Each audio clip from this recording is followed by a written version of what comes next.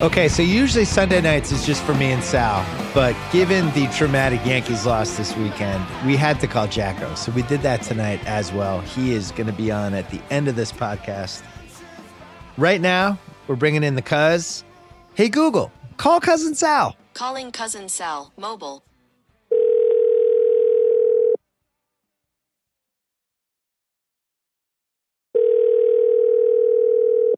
Hello, who's this? What's happening? What's going on, man? You're in Brooklyn. How much pizza, how many bagels? What's the food tally so far? I'm not there yet with the pizza and bagels. I just got here late last night. Jimmy took us to some swanky restaurant in Williamsburg, which didn't have pizza, but it had pretzel encrusted pork schnitzel. And I was like, I'm in on that. I took a bow and took a bite in honor of House. And then today it was like all pub food because I had all my buddies at the bar. Oh, but, good. I'll go crazy with the pizza. Yeah. Good day for you. Cowboys win. A lot of good stuff happening. What was the highlight of the day for you? That was it, right? I mean, that was pretty good. That was a pretty good ass kicking. Going into the bye, we needed it. You know, I can't say anything bad about them, really. I guess the Eagles' defense, their secondary was worse off than everyone thought because Dak just had his way with that team, and they ran for a first down, threw for a first down whenever they needed to, and they came up playing big on defense, and Jason Garrett didn't figure into it, and that's all you want from a Cowboys game, and now they have the lead going into the bye. Yeah, I don't mean to rain on your parade, but I thought that was a way worse Eagles loss than a good Cowboys win because, you know, now the Eagles, they're in a situation, 6 of the 7 games, they've fallen behind by 10 plus early, which was my one fear with them. They have a way of like fighting back in these games, and they tried to do it today and couldn't get going, but feels like something's really wrong with that team. And I'm at the point mentally where the fact that Doug Peterson outcoached Bill Belichick in a Super Bowl, it's going to start keeping me awake at night soon. So it just is. Let's not forget Doug Peterson guaranteed victory or whatever. He said we're going to win this game. I think as soon as the game was over last week, whatever atrocious loss they had last week. So I don't know. I had credit Doug Peterson. I had SportsCenter on after the game, and Jerry Jones was being interviewed by reporters, which I always think is hilarious when the owner is being interviewed.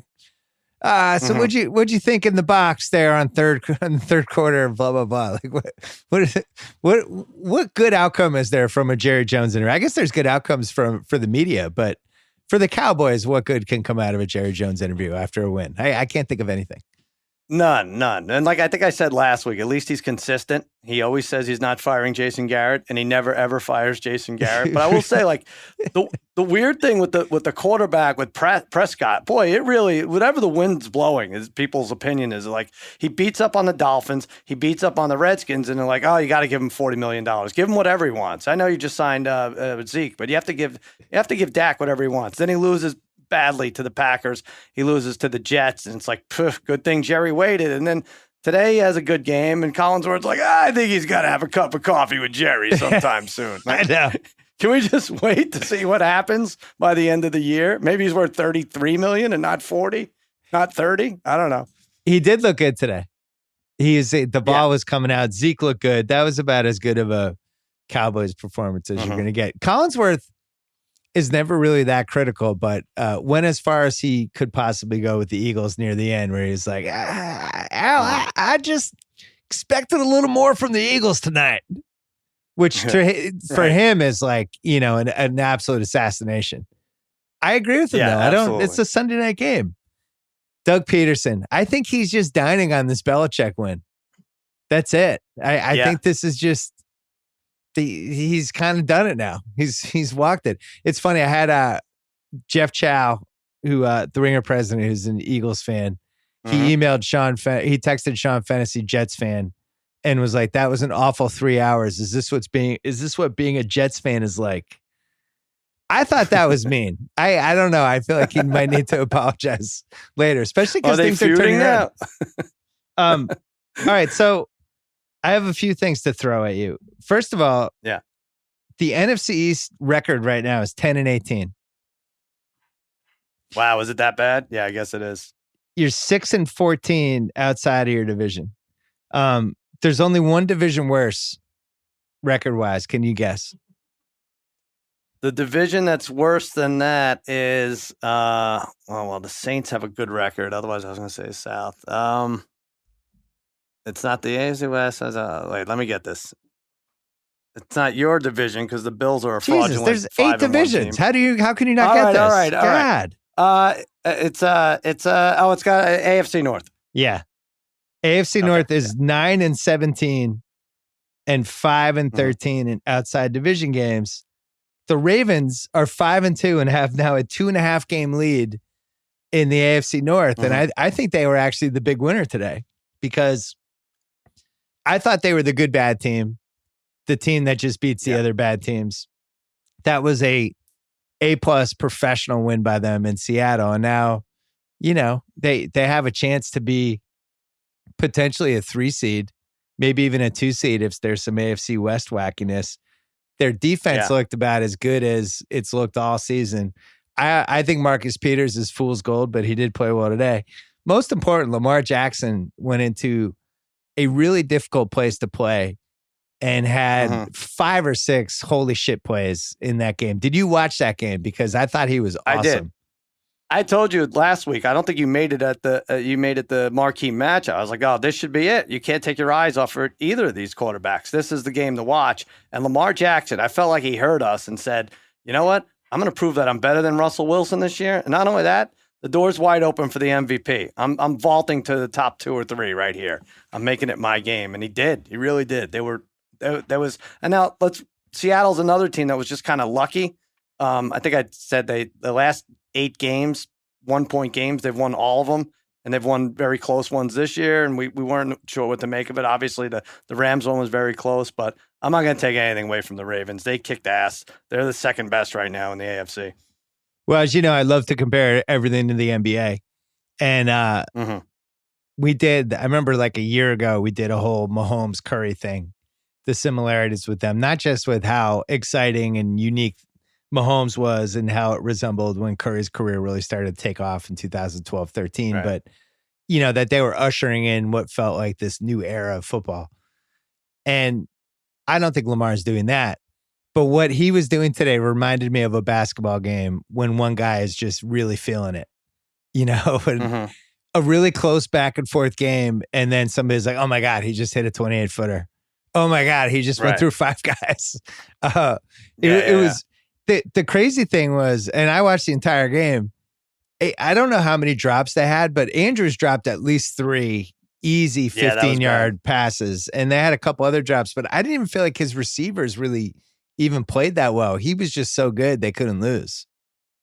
Yeah, right. Like, I honestly, like, I have to give him credit because in this day and age, like, we've seen enough of the RG3s of the world and who else? The running quarterbacks. They get a Cam Newton was a running quarterback. Steve Young. These guys get hurt, and Lamar Jackson doesn't care. He's taken off. His goal is to have like 150 yards rushing a game, and that's minimal for him. And it's like, oh boy, I'm like watching a guy who's now playing without a helmet. Because I've seen so many times it's been proven that this is not going to work or this is not going to last, and damn it, he's going to win this way. And really, I really like. I go crazy when Clay Travis shows stats about quarterback ratings and how Lamar. I was like, don't show his quarterback rating. Right. He's a running quarterback, and there's nothing wrong to say about that. He wins games like that, and he puts up phenomenal numbers on the ground. So can't discredit that. I don't want to say he's the best running quarterback I've ever seen because I think we've seen a lot of them. I've never seen a quarterback more in control of situations that usually when we see a quarterback in them, you're like, oh my God, this guy's going to get killed. Or, oh my God, you should slide. Or, what are you doing? Why are you taking this guy head on? There's this split second where the defenders have just never seen anything like this before, where they're expecting to be on the attack with the QB. And yet the QB is like, I'm actually going to decide what's going to happen here. And he flips it on them. It's like watching, like if I was being cornered by a pit bull or something and you flipped it on the pit bull and the pit bull is like, wait a second, what's going on? I thought you were supposed to be scared here. That's kind of what he's doing over and over again with these linebackers and defensive ends where he's either going by them or he's lowering his shoulder and knocking them over. I don't know. I really enjoy it. I'm going to throw this at you. Well, let me just say this. I think it's even more impressive that he doesn't lean on his arm, and everybody sees this coming at the run. That's by far his most impressive part, again, and scariest part of his game. And he's not like Michael Vick, who was a great running quarterback. I think he had like 10 100-yard rushing games in his career. But Michael Vick had a cannon, so you had to watch for both. Like Lamar, you could maybe play the safeties too deep and not have to worry as much with Lamar, but he still shreds them on the ground. So, yeah, and he's got a lot of confidence and a lot of swagger, and they did an awesome job, as we've discussed pretty much every week, of building the perfect offense around him. So the most fun quarterback power rankings right now. Mahomes had this for a solid year, but now we have Gimpy Mahomes. Now we have Mahomes who's not even playing, but even when he comes back, it's going to be, let's take it slow. Let's be careful, Mahomes. I think Lamar's I think the championship belt has been passed. Lamar has it, right? Well, I said, what did I say last week? I said I wanted to see Lamar and Russell Wilson before Brady and Breeze or anything else. So I think I put those two. But Mahomes is really, when he's on his game, it's a lot of fun. Well, it really is. So I think that's 1, 2, 3. Now he's a gimp, so it doesn't matter. Lamar, I have my top 6 is Lamar, Rodgers. This is just right now. Could change next week.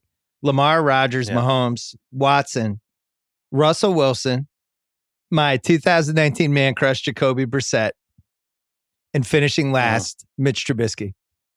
That's my list. I was just going to throw that in as a joke because I hate his guts right now. He cost me so much money. You talk about the worst thing that happened to me today. It was backing the Bears, who didn't have a chance. They were so bad today. But I don't argue with those first 5. So let's talk about the Trubiskoholics. He had, I was even going to tweet this because I went and looked it up. And it was when the game was over. It was like 33-10 or whatever the score was. And I looked it up, and he had like 25 passes for 110 yards or something. And no TDs. They had 6 first downs at the time I looked it up. I was going to do a snarky tweet, and I was like, you know what? I'm not going to do this. There's going to be a day, and it's not too far away, when the New England Patriots don't have the best quarterback of all time, and I'm stuck with somebody like Mitch Trubisky. And I'm not going to be, all gleeful that this guy's terrible. So I didn't do the tweet. And then, of course, in garbage time, he led 2 TDs and did his whole thing and padded the stats. He's awful. And I think he's killed it looked like it. Didn't it look like he was like a 3rd-string quarterback who just came in, didn't get reps all week, and was just throwing underneath and getting screen passes blocked, and it was just I couldn't take it anymore. They couldn't move the freaking ball, and then when they did, they fumbled every single time. I mean, really, they had the kick return for a touchdown. Otherwise, it was 0 offense through like 3 quarters, like you said. Well, that was bad news. I mean, there's always 8 to 10 bad quarterbacks every year. I think what makes this situation unique is the same thing that made the Bortles thing unique last year, where you had this team that, from a talent standpoint, is a top 6 or 7 team. And the lack of not only success, but confidence in the quarterback really feels like it's killed the team. I'd feel like the Bears, watching them in that Raiders game a couple weeks ago, watching them today, like their defense, I know Hicks is out. That hurts, obviously, but their defense is still really talented. They kind of rolled over as that game went along. And I think when you're in a situation where your quarterback just stinks, at some point, aren't you just like, what does it matter? We're going to hold them to 17 points. He's not going to be able to score 18. So we're screwed. And at some point you let up. And I think we saw that with the Jaguars last year. We saw that with the Bears this year. And it's the same situation where you just wait. You pretend it's not a problem. You're like, maybe we can squeeze by with this. And they're going to throw away a whole year, which really sucks because, that Khalil Mack trade was basically a win now trade. And it didn't happen last year. It makes it look bad. Yeah, now this year you throw that away. And I just think they need to do something, and I don't think they will. I think that it always is till the off season when you do something. As far as today went, and you hit it on the head with the garbage points at the end, but there were 61 points scored. Like, I thought this was going to be a game where, I'm not even saying the Bears are better than the Saints, but the Saints have won like 3 games in a row that they don't need. Like, they're not division games. They're on the road. They went in like Bridgewater's coming through. I thought this was the one they take off, and I thought the Bears step up. And like you said, they had 2 weeks off because they were in coming off the London game. They looked so soft. The defense, they looked like they got beat up in the trenches, and it was nonstop. Like Bridgewater had a couple plays where he had 8 seconds to throw. Like anybody is going to be able to capitalize on that. Also, Kamara was out. Like everything was pointing to take the Bears today, and they really got smoked. Washington started the Niners game, which I had the Niners in the over and a tease, not realizing it was a monsoon in Washington. I should probably look up the weather. And we also had them to win by 22 or more. That was a. We should check the weather more if we're actually professionals at this. Should have known about the monsoon. I mean, Jimmy G's a good quarterback, but could not grip the ball. He had a couple of passes where the ball just kind of went sideways on him. But Washington started that game with 10 straight runs. And it was comical. It was even like it was second and 18. They're still running. Like they're just like, we are just going to kill the clock, run the ball, shorten the game. You can put 9 guys up there. That's fine. We're going to run the ball again. It seems like that's just what the Bears should do. The Bears just be like, look, we're going to run the ball. Just you're going to have to believe us. We're going to run it. You want to put more guys up there? Yeah. Great. And then like every 10 plays, maybe a play action to a wide open tight end. And that's really it. I wouldn't do anything else with Trubisky. I really wouldn't. And I don't understand why they don't scramble with him either. That's the other thing. This guy was supposedly this, combine guy. He used to be a running quarterback too. I know. And then Nagy's gotten bad too. Like, I don't know what happened. Like they had one drive where it was like, it was like 2nd and 8, and they throw short, and then 3rd and 2, they throw long. It's like, you're killing the drive there. Don't let Trubisky throw long on 3rd and 2. Figure something else out there. But yeah, he should run the ball. Montgomery, who I had in like 2 fantasy leagues, had 0 points. Like I think he ended up with 0 or 1 fantasy points. So yeah, they really didn't mix it up at all. I hated that team today. I was so mad at them. They're in a really dangerous spot because there's 2 teams. I don't see how they make it. Well, there's 2 teams in their division that are just better than them. And then you have Saints, Carolina. You have San Francisco, Seattle. I don't see it. We always say about the 9-game mark, somebody gets hot second half of the season. So I know it'll be somebody. I just don't think it'll be the Bears with that quarterback. It's not going to happen. No, I don't think so either. Let's take a break. I want to talk about a couple other things. Let's talk about FanDuel. I'm teaming up with them to give you, the listener, a chance to play fantasy football against me, Sal, and the trifecta. The best part, the winner gets to fly to Puerto Rico to be our official correspondent for FanDuel's World Fantasy Football Championship Live Finals. All expenses paid.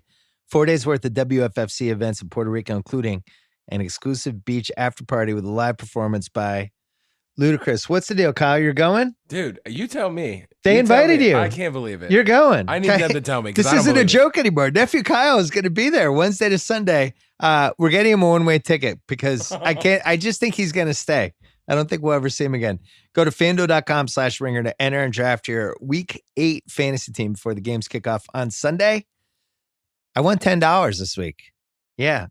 It wasn't even that great of a team. I just think fantasy was really bad this week. I guess my 2 best ones were Dalvin Cook and Latavius Murray. But like I had Danny Dimes. He only got me 11 points. You won money too, Kyle, I won right? $12, yeah. Oh, you won. Oh, look at us. San Francisco, baby. Yeah, we're doing great here. You can play against me, Sal, the trifecta, Kyle, whoever in the Ringer Listener League on FanDuel. Doesn't matter if you missed last week. Take home the top prize. Go to FanDuel.com/ringer to enter now. All right. So on a positive note, we don't need to talk about the Trubiskoholics. Have you heard of a team called the Indianapolis Colts that are now 4-2 and have a 1-game lead in the AFC South, and along with the Washington Nationals have completely revived the Ewing theory? Have you heard of them? I have to say, you nailed this. I'll give you credit. You nailed this. I think it's worked out even better than you thought. I mean, they are solid. They're a tough out every week. I know the win against the Chargers doesn't look as great as maybe it was when we were watching, but 4-2 after 6, can't ask for better than that. Let me ask you this real quick. I know you're going to want to talk about this. I think about Romo. I think about Prescott. What happened with, Prescott had to be like 8-1, 9-1 for them to say, Romo, you got to step aside. Very sad. Yeah. What do you do? I know this isn't even in the cards, but What do you do in the case of Bridgewater? What do you do in the case of Jacoby Brissett? What do these guys' records have to look like before they tell Drew Brees, and let's say Andrew Luck decided to come back, we're okay. Just step aside for a second. Because we might be close. We might be like 3 games away for each. Brissett, definitely the players respond to him in a really, really, really big way, and you can feel it. Like he definitely just feels like the leader of the team. The Bridgewater thing is fascinating to me because, and this is somebody on this podcast a few weeks ago where I was just like, I don't see it. He seems like a backup. He's gotten better every week. He was excellent today. I thought he made a couple of A-list throws. Didn't you think? He had that one throw late in the game to Thomas. Thomas was like double covered. He threaded it over, and he had like no window at all. It's a 40-yard pass. For sure. It was really, really impressive. I thought he was really good. Against the Bears, too. It was a formidable defense most of the time. And without Kamara and without Jared Cook. It was a great showing. I was thinking about the Bears, who are just crippled by their quarterback. And here's this other team that has 2 quarterbacks. This is their second best guy, just picking them apart. The Bears have to be like, what the fuck? There's like 15 good quarterbacks in the whole league. You have 2 of them? Really? Right. It's like, but the Colts, though, Colts have a 1-game lead over Houston now. In that division, Jacksonville, you can cross off. Tennessee is embarrassing. We'll talk about that game in a second. It's really lined up for them. They're over under heading into the season with 7.5. I know because I bet it. They were 4-1 to win the division. Are they the most surprising division leader right now? They have to be, right? It's not. The Niners at least had better odds than 4-1, I think. That's close. So the Colts over under was what? 7.5, you said? 7.5 wins. Yeah, the Niners had their over under was way higher for wins than that. I thought it was like 8.5 or 9. Oh no, it wasn't 9. It wasn't 9. It was 8 or 8.5. Yeah, but the 6-0 Niners is surprising. You know what I mean? Like if they were 5-2 tied with Seattle or whatever, 4-2, I would say that's close with the Colts. But the fact that they're undefeated is pretty special. I know and the weather. fact that their linemen slid in the rain in celebration further than any Washington running back ran today was pretty impressive too. I know they took care of business today, but I don't know. I think my one thing with them is that I'm not sure they protect Garoppolo that well. And I went and looked at the next gen stats, which are pretty cool.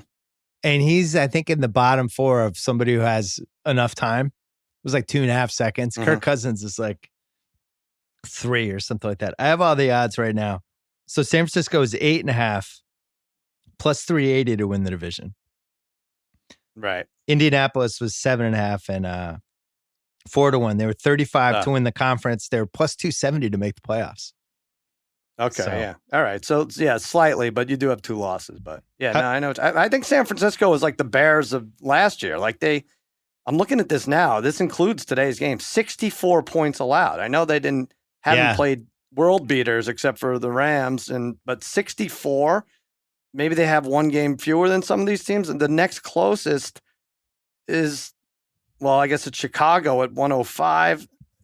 And then everyone else is like in the 150s. They're really good with the lead. By the way, looking at these over-unders, the Rams over-under for wins was 10.5. They were minus 140 to win the division. The Chargers over-under for wins was 9.5. Yikes. Right. Cleveland was 9. They're plus 150 to win the division. And then Buffalo, their over-under was 6.5. Minus 200. Wow. They're almost there. Baltimore was plus Baltimore's plus 350 to win the division and 8.5 wins. Arizona was 5.5 wins. They're halfway there. So, I mean, with the Baltimore division bet, if you're going to say, hey, Ben Roethlisberger is going to get hurt after the first game, who's winning the division? I think we both would have said Baltimore. So, yeah. And, when you said the NFC East compares to the AFC North in terms of futility at the bottom, I still think, I know, without looking at records, I think Cleveland and I think Pittsburgh can be competitive in any game. I don't think that about the Redskins or the Giants, Cincinnati, I don't either. But I think at least second and third, while they're not going to make the playoffs, Cleveland, Pittsburgh, they're a lot better than the third place that the NFC East has to offer. I agree with that. I was trying to figure out my power poll, and wait a second. Okay, there it is. I think New England and New Orleans are 1A and 1B now, and you could make a case if the Pats aren't good on Monday night, I think you can make a case New Orleans might be 1A because they've answered every single challenge, and their defense is for real, and they're well coached, and they have big game players, and they've just been really good week after week. They've done it. I actually think the Pats need to lay the smackdown a little bit. The next tier I have as the contenders would be San Francisco, Green Bay, and Kansas City. Then I would have Indianapolis as the sleeper at number 6. Carolina, Baltimore, Minnesota, 7, 8, 9. Then Buffalo, Seattle, 10, 11. And maybe Dallas, 12. I guess Dallas could be there in 12 now. Did you have Houston? Did you say Houston? I'm about to. Wow.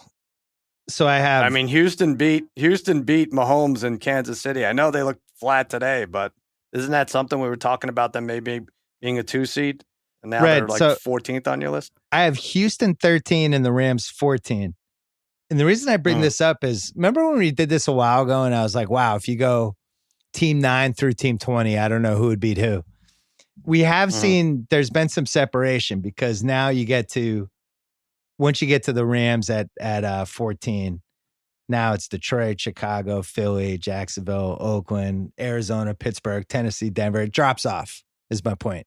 And I think we generally have a sense of who the best 14 teams are, at least. So if you had to go outside the 14,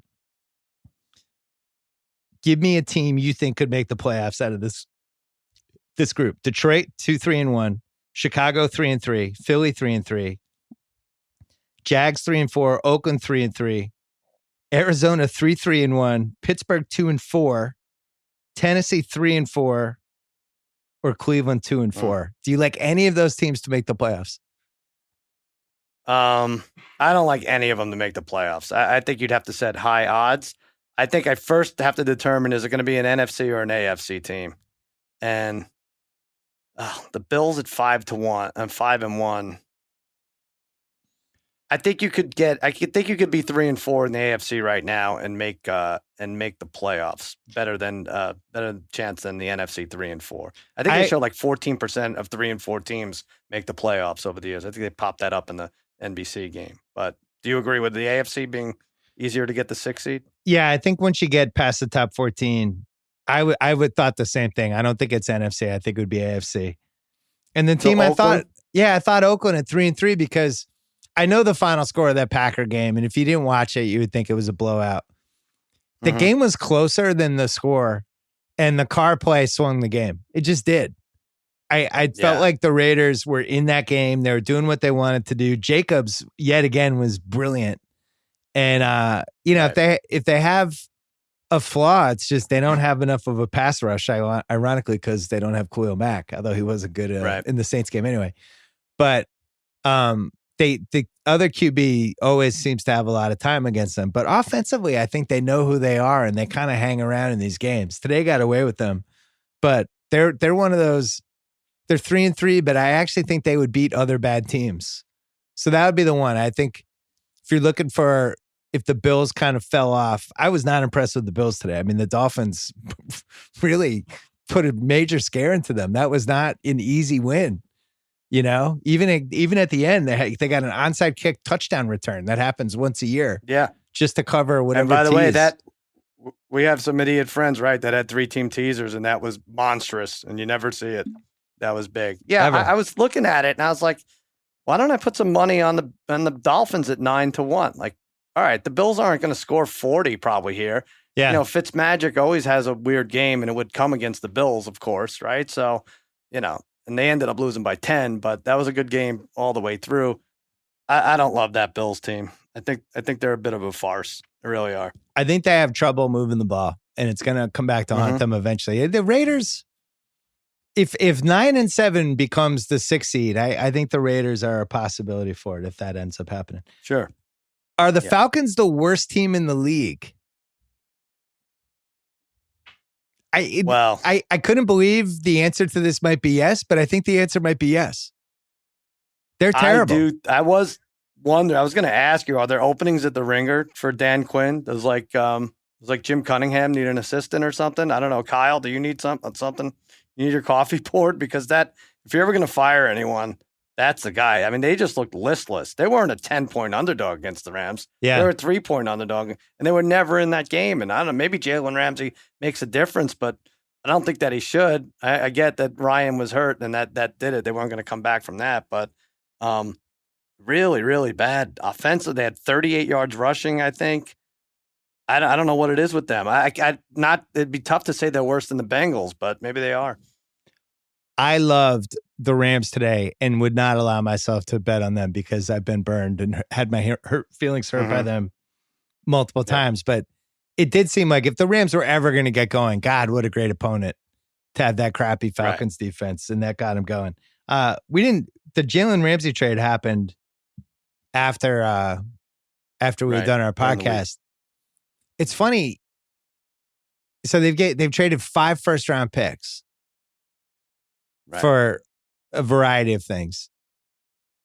And in the NBA, you're not allowed to do this. Like we saw this summer, when people were trading for Paul George and Anthony Davis, the picks can't be consecutive years. Like they have all these measures in place because of the Stepien rule, which Cleveland had this owner, Ted Stepien, back in the early 80s, who was just giving his first round picks away. And they ended up being like Magic Johnson and not Magic Johnson, it was James Worthy was one of them.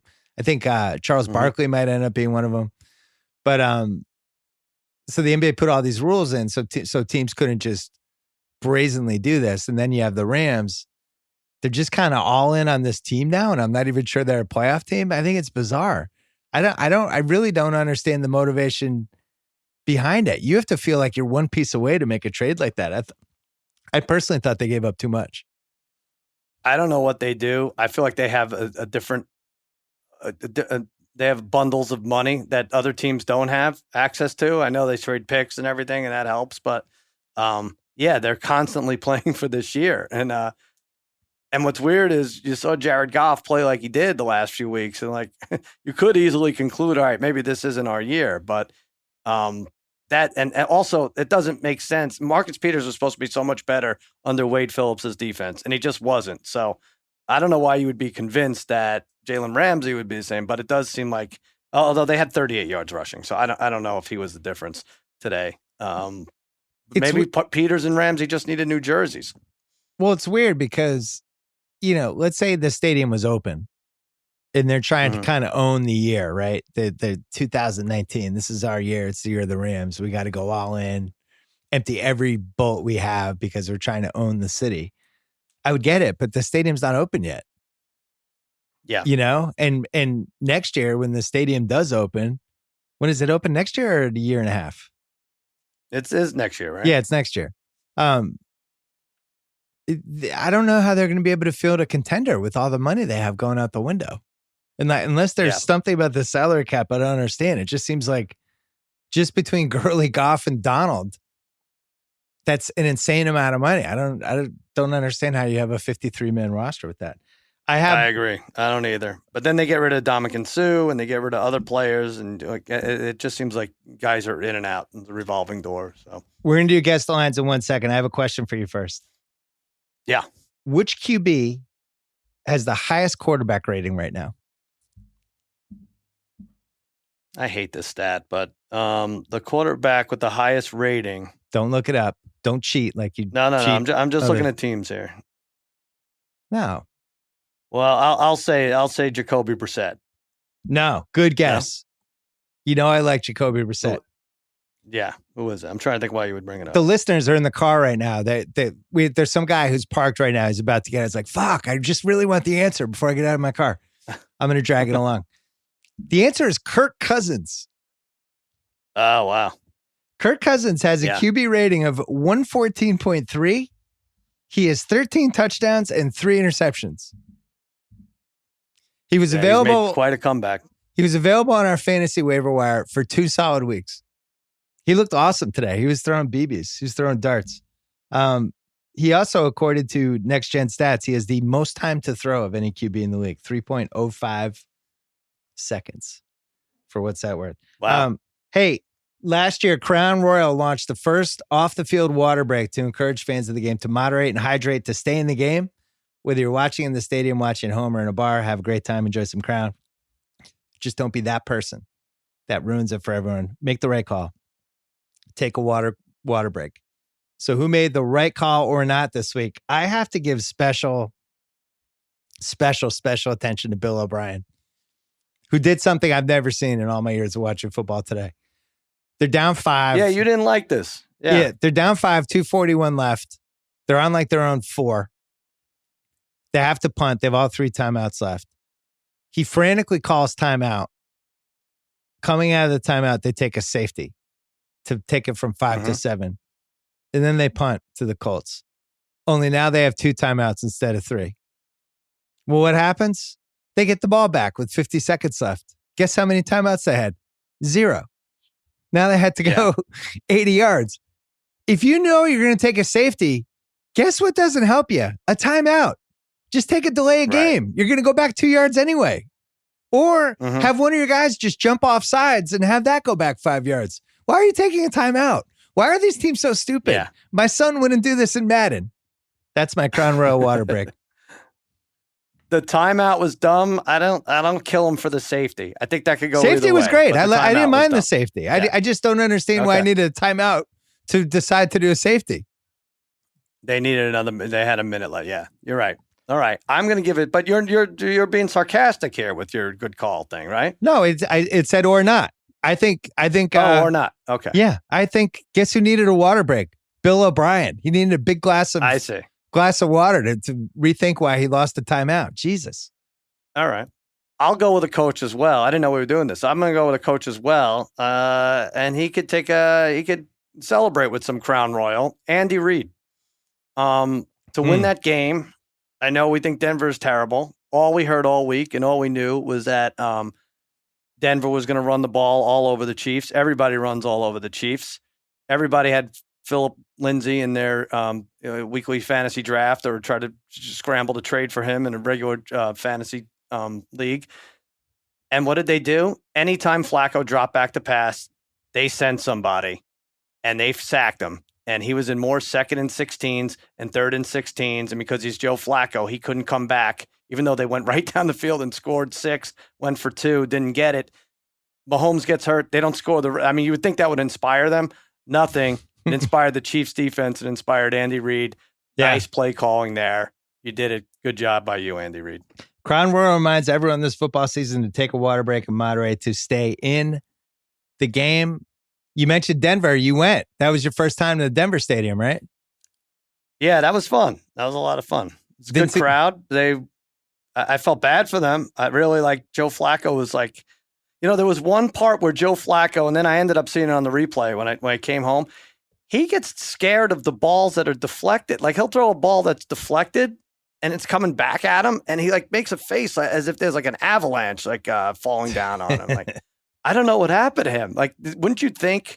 I didn't see what the live line was, but after Mahomes went out, Denver should have been favored, and they didn't even come close to scoring. They were so bad offensively. Yeah, Matt Moore came in, and they did the whole thing. Like, Matt Moore, 10-year veteran. I love when there's nothing else to say about the backup quarterback except he's a veteran. It's like, right, exactly. Like Kyle 10 years from now. It's like Kyle Creighton, veteran producer. Oh, no. That would be tough. If we're saying that about you in 10 years, Kyle, something bad happened. Correct. He's a veteran. Not good. Yeah. It's a veteran. He had that cup of coffee. It means you've made money for doing nothing. That's what it means. It's not a compliment at all. The second guessing the quarterback sneak, I've had enough of it. I know Chiefs fans are upset, but Tom Brady is 73 years old and quarterback sneaks like every game or every other game. So it's an effective play, and if you can get a first down that way, it's a freak accident that you're going to see a guy blowing out his kneecap doing that, right? Or am I crazy? Well, it cost the Chargers their season today because Phillip Rivers refuses to do quarterback sneaks, and they had to pound the ball in with Melvin. I never should have ended my contract holdout Gordon, who they are amazing. They're amazing. We didn't talk. I forgot to circle back on that game. That was a tsunami. How did they do it? How did they find a different way to win? It was to a point where I was like, all right, they don't want to score too quickly here because they'll leave Tennessee's 53 seconds. So to a point where it got back to, oh boy, they're not going to score at all. They're not even going to attempt a field goal to tie. And it's not like they threw an interception either. Just unbelievable bad luck for that team. Yeah, Mike Vrabel. I mean, Vrabel versus Anthony Lynn was one for the ages. Really I'll be telling my grandkids about that battle. It's really right. Two of the greats trying to outwit each other. Vrabel goes for the 4th and 1 at midfield with the 3-point lead and not a lot of time left, and does the kind of terrible delayed QB sneak with Tannehill, who really hasn't played for like a year and a half. I didn't get that at all. And then the Chargers were like, "Oh, you think you're gonna blow the game? Watch this!" And they did their whole thing, and then it just kept stopping. The officials were awful, and it was like, "Is that a touchdown?" It's not. No, it's 1st down and goal at the 1, and then the Chargers. I've never seen anything like it where you watch them and you're like, "Oh wow, how are they going to screw this one up?" It's 1st down. The clock is their friend. All they have to do is put Rivers in shotgun and do quick passes for at least 2 downs. They could have QB sneaked on the 2nd down. If you didn't get it, spiked the ball on 3rd down. You still have a play on 4th down. And they just, every possible way it could have gone, they picked the wrong way. So congrats to them.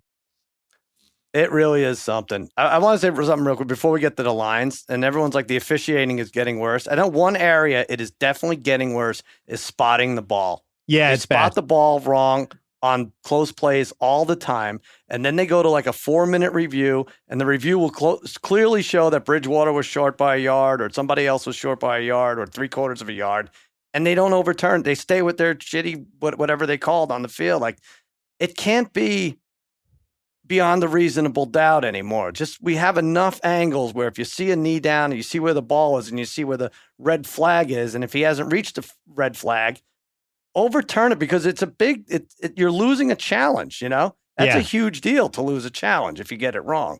So I think they have to be better with that. Well, it doesn't have to be beyond the reasonable doubt with spotting the ball. It wasn't a huge deal to Mike Vrabel because he could have challenged the Tannehill 4th and 1 and decided not to. Yeah. He's like, I'm good. Right. It's the biggest play of the game. Yeah. Maybe they were right. Meanwhile, it was clearly he had the 1st down, it seemed like. But man, that was something. I feel like the red zone should have just been split screen shots of Vrabel and Anthony Lynn just staring out in the field with dumb looks on their face. All right, week 8 lines. Thursday night. Let's do it. Thursday. Who's winning? I'm winning right now, right? I'm up. You're winning 3-2. Yeah, okay. 2 ties. I have a 1-game lead on you. Thursday night is really awful. It's the Vikings and the Redskins. It's, I guess, a Kirk Cousins revenge game. Can you really have revenge against an awful franchise and an awful team and a team that's going nowhere? What kind of revenge is this? Right? It's the Cousins Bowl. Yeah. Like, what was your toughest wrestling loss in high school? There's so many. I don't know. It's hard to rank them. But I know what you're saying. You don't have one that really stuck out? No. Okay. I don't know why we have to go after me here. I don't know. Well, I was just going to say, your worst wrestling loss ever, it's the 20-year homecoming, and you go back, and they don't have a wrestling team anymore, but you just challenge a phys ed teacher, and you wrestle, and you pin him in 10 seconds. Like, I've got my revenge game. It's like, no, not really. Gotcha.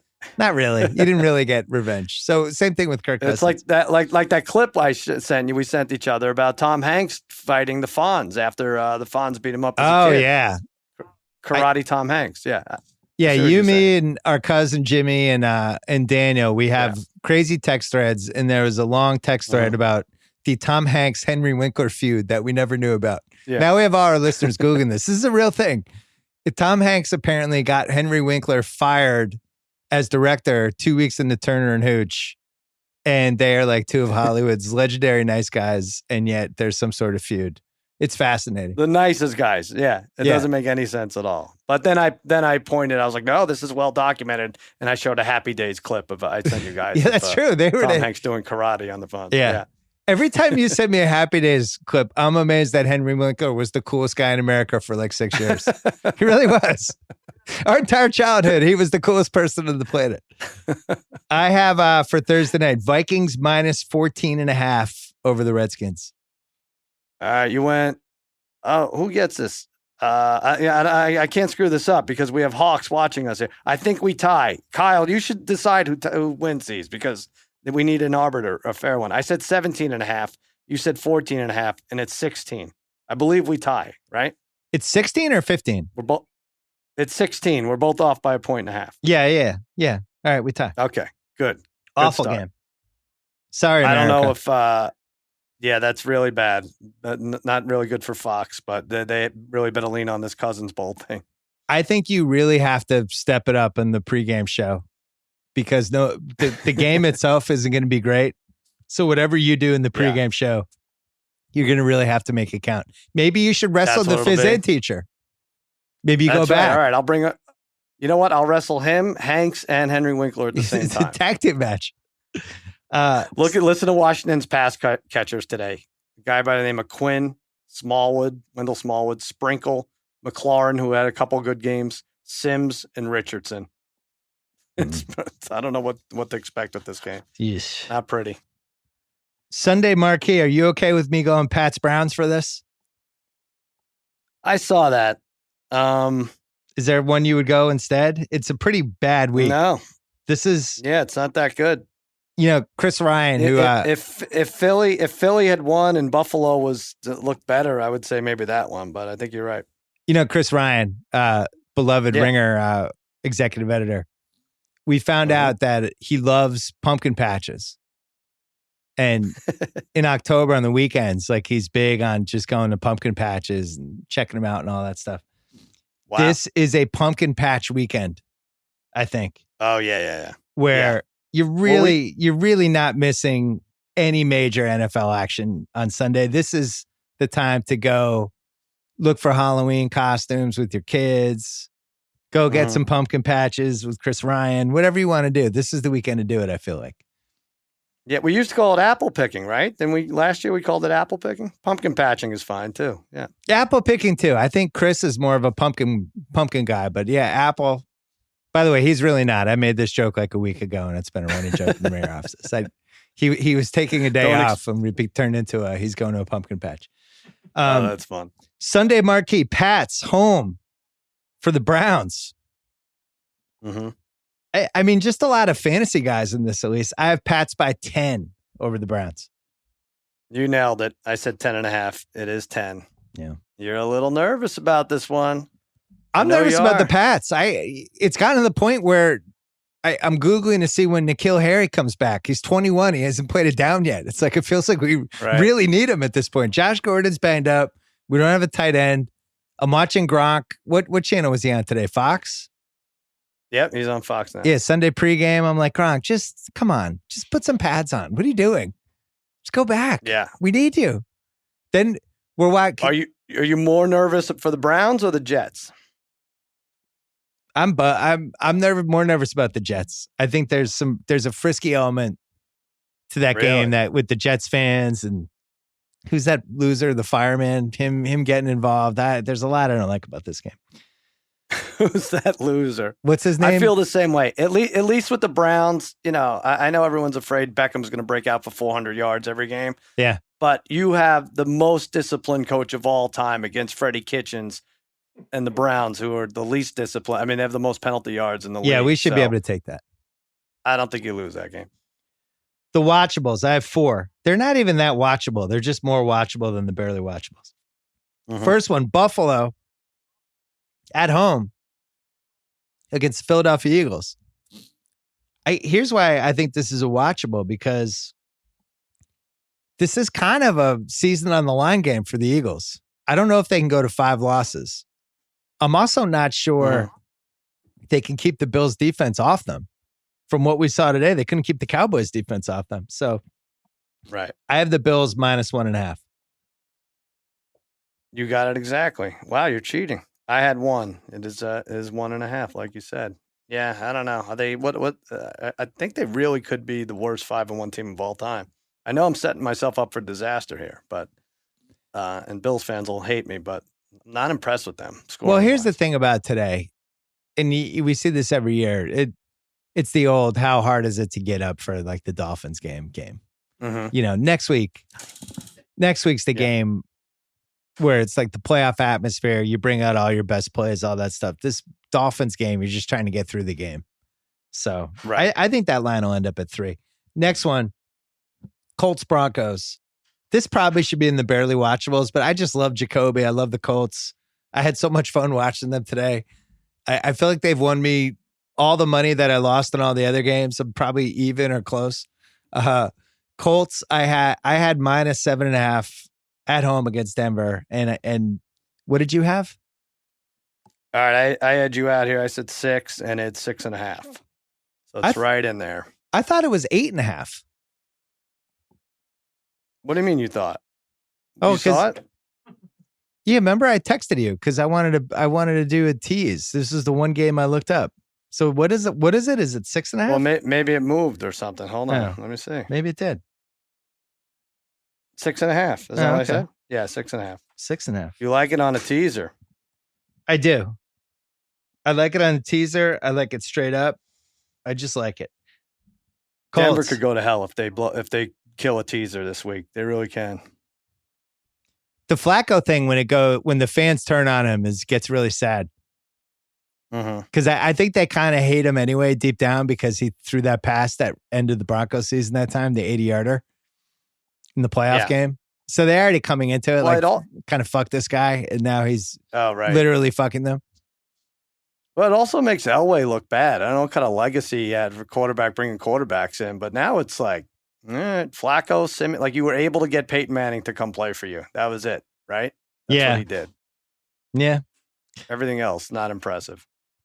Well, the Niners are impressive. They're 6-0. This could have been the marquee game. Niners, Panthers. It's just tough to put Kyle Allen in the marquee spot. But, this is a possible round 1 playoff game. I have the 49ers favored by 6 against Carolina. You got it. I went way high. I said 7.5, and it's 5. And I don't trust it. Now I don't trust it. I liked it at 7.5. Now that they're going lower, I feel like they know something. I'd like to see the Niners have to play behind by like 2 scores once. That hasn't happened yet. No. I'd like to see it. Texans home for the Raiders. I already like the Raiders money line in this game. I don't even know what the line is. I have Texans by 6. All right, I hit it exactly. It's 7. They made it a full touchdown, the Texans. It's great. Tasty. Again, maybe they just had a bad game against the Colts, but I am always surprised that Deshaun Watson gets off to a poor start. They have 10 points at half. What did they have at half? I don't know what they had, but I don't. Do you like? It was a head scratcher with that offense. Do you like his receivers? Because other than Hopkins, I think it's a pretty motley crew. Well, Fuller had like 3 touchdowns the other day, right? I know, but he's one of those where he looks good, and then as their tight end. Is he the leader in the limping off to the locker room to get checked out receiver, whatever that standings are? It just seems like he can't stay on the field. And there's a lot of that. And speaking of that, Alshon Jeffrey is now running and walking like he's 55 years old. He's moving like Red Fox. Have you noticed that? There's that touchdown today over the middle when he jumped and the ball was over his head, and Collinsworth was like, did he mistime that? It's like, no, Alshon Jeffrey's just 45 years old all of a sudden. Like 2 years ago, he easily catches that for a touchdown. Now he can't jump more than 10 inches. God bless Collinsworth. You're right. Like he can't. It's hard for him to criticize. His exact comment, I think, was, "Did he jump too early for that?" All right, sometimes that happens. Yeah, and then they showed the replay. It's like, no, he can't jump anymore. He's 100 years old. What happened? Guy's like 27.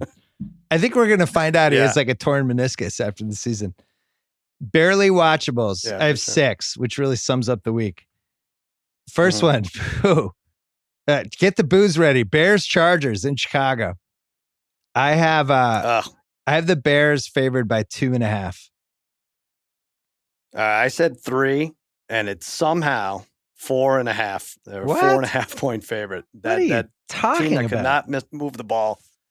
I don't know what it is. I don't care if they make it 10 or 10 the other way. We should have a name for this. Like, you have to stop listening to this podcast if you bet this game. I don't know what we would call that game, but this is what I'm talking about. This is the one of the week because you're out of your mind if you think you can figure out who's gonna emerge victorious. The Trubiskoholics are like, Mitch just needs one game to get going. Good God. Just needs one long drive to get his footing under him. It's gonna happen.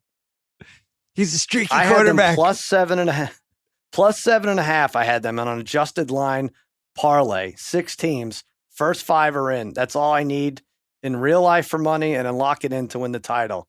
And they couldn't cover 7.5. That team going against that without their running back. Well, I'll say what you will about Bridgewater. He's a second string quarterback in a game the Saints didn't need, and they got walloped. So pissed at them. I know it was garbage time and the game was over, but Trubisky looked awesome in those last 2 drives. If he could just carry that over. His QB rating was 140 as the Saints had their entire second string in there. It's going to happen. I believe. He's still young. He hasn't played in a lot of games yet. So just quit. Just give up. It's not happening. Trubiskoholics, go to a meeting. Go to a TA meeting.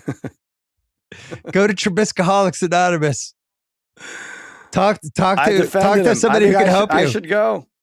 I should go because I defended him. I said, you guys are crazy. Chase Daniel has been a backup for 12 years. This is why he is what he is. Get Trubisky in there. It'll be a different story. Nope. I'm done with him. My name is Cousin Sal. I'm a Trubiskoholic. In week 7, I bet on the Bears to cover at home against Teddy Bridgewater and the Saints. I really hated myself. It was a dark day. I ended up eating 10 deep dish slices of Brooklyn pizza at midnight, licking my wounds. Do we have pepperoni all over the wounds? Do we have, we cross off teams? Yeah. I feel like we should cross off quarterbacks in terms of who we'll never bet against. I'll put Trubisky and Dalton right up there today. Oh my God. I will never in my life bet on Trubisky again. No. Unless it was an event where he's throwing incompletions. That's the only way I would bet on him. If there were bodies that he was just missing by 5 feet at a carnival, I would bet on him for that. All right. I think we should set that up. Remember Battle of the Network Stars when they'd have the dunk tank? Sure. Mitch would be throwing at the thing that tried to make Heather Thomas go down for like an hour, just missing. Yeah, right. Heather Thomas just being there in a bathing suit, reading a magazine, waiting for Mitch to hit the thing to knock her in. Mitch, we don't need you to knock Heather Thomas down. We just need you to cover plus 7.5 at home, asshole. Let's take a break. Let's talk about Square. You know those guys. They make that little white credit card reader that helps lots of businesses take payments.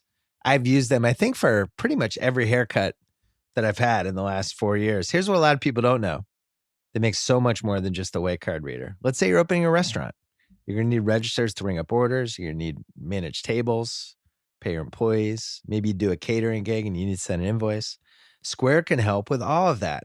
And it's not just restaurants. Square can help you no matter what kind of business you've got. If you want to see all the ways Square can take your business from square one to whatever's next, go to square.com/go/BS. You still don't have a Square, right, Kyle? I don't have a Square. Why won't you get one? I'm sorry. Jesus. Well, you out there, you can go to square.com/go/BS. All right. Let's rip through the rest of these. We have Detroit is home for the Giants. The poor Lions are somehow 2-3-1. It was looking so good for them in that Green Bay game. It looked like they're going to be 3-1-1. Now they're a game below 500. And Matt Patricia had a really dumb look on his face for most of the second half today. So maybe they can get the mojo back against Danny Dimes. I have the Lions by 6. I will not be putting this in a tease. I had 7 exactly. I had 6 exactly too, and it's 7. And I think you're right, but I did think the Lions were going to spiral after that Packers game Monday night. I was like, they always come up short against the Packers. It's such a stupid thing. Stafford can't get like a signature win, and I was like, they're gonna spiral. This is it for them. But I forgot they had the Giants 2 weeks later. So next one, back. More quarterbacks that we're not allowed to bet on. That's right. It's Ryan Tannehill against Jameis Winston. Don't bet on either of these guys. It's in Tennessee. I think what's hilariously, the Tennessee fans are kind of talking themselves into the season a little bit. They're like, man, we got rid of Mariota. This new guy is a C-, but that's better than an F-. We're feeling good. I have Titans by 3 for this one. That's exactly what I have. They Vegas has it at 2.5. And you have to wonder, like, it was, Mariota and Winston in the same class, right? 7 years ago? Or is this their 7th year? Mariota couldn't even make it to this game. It's like, really? You're going to cancel on the fight that everyone kind of wants to see, or at least that would make this game somewhat interesting? All right. Thanks for showing up. We need a pregame handshake with them where one of them misses the handshake. Rams Bengals is in Los Angeles. I don't think there will be 30,000 Cincinnati fans there. I'm just guessing. Right. Rams now, all of a sudden, we were pouring dirt on them a week ago and saying they were done. Now all of a sudden, they could be on a little 2-game winning streak here. Rams, I have favored by 9 points over Cincinnati at home. Ooh, I had 13 and it's 12.5. So I'm going to get that one. Yeah, they went high. Well, the Bengals are awful. They have, what's the coach? Zach Taylor. He was the Rams assistant last year. I'm sorry. We're supposed to trust the Rams. The Rams should be double-figure favorites over anybody. What are we doing here? Have you seen those Bengals? They can't get out of their own way. They're terrible. Even games they're in, they just blow it. They'll give up 2 touchdowns and won't be close. Turned it over 4 times today. So bad. So Rams, if they go 5-3 after this game, then they're at the Steelers. They're home for the Trubiskoholics. Then they're home for the Ravens. But they really could be 7-3 going in that Ravens game. Look, today's Rams could beat anybody. They really could, the team we saw today. But and let's face it, they're a game behind Seattle. So let's say San Francisco wins the division, which is still up in the air, obviously. They're a game behind Seattle. They still get Seattle at home, and they could have beaten Seattle. The Zerline's kick sailed over the upright. Might have been in. Who knows? So I don't think they're out of it. They're plus 280 before today to make the playoffs. I was like, I like that. So we have on my boy Sean McVay. Yeah, I'm not either. So we have NFC. We have one NFC East team. We have Green Bay and probably Minnesota. We definitely have New Orleans. We definitely have the Niners, just schedule-wise. I think they get in. So then it's between Carolina, Seattle, the Rams, and the Vikings, basically, for 2 spots. For 2 spots, yeah. If you don't give the Vikings one, yes. Yeah, I'm saying Minnesota, Carolina, Seattle, Rams. Kirk Cousins will do this. He's like, oh, cool. Everyone believes in me. Watch this. Like, he has now set it up for whatever evil plan he has to screw over the most amount of gamblers at any time. Are they playing? Yeah. So Thursday night, they kill the Redskins. Everyone's like, wow, Kirk Cousins, 18 touchdowns, 3 picks. My God, we were wrong. He's just waiting. Just wait. He's like the clown in it. He's going to do it. You may not have to wait because Thielen, what's Thielen's injury? He looked like he could come back, but they held him out. That's huge. That was tough. I actually watched that live. He caught a touchdown, and for some reason, the wall was 5 feet past the end zone. He went crashing into it. It was kind of ugly. I thought he tore up his knee for a second. That's rich man's Cooper Kupp. If he gets hurt, that whole season could spiral. Yeah. Well, I would watch out for Kirk. I do think it's like it, where it's like, yeah, we killed the clown. It's over.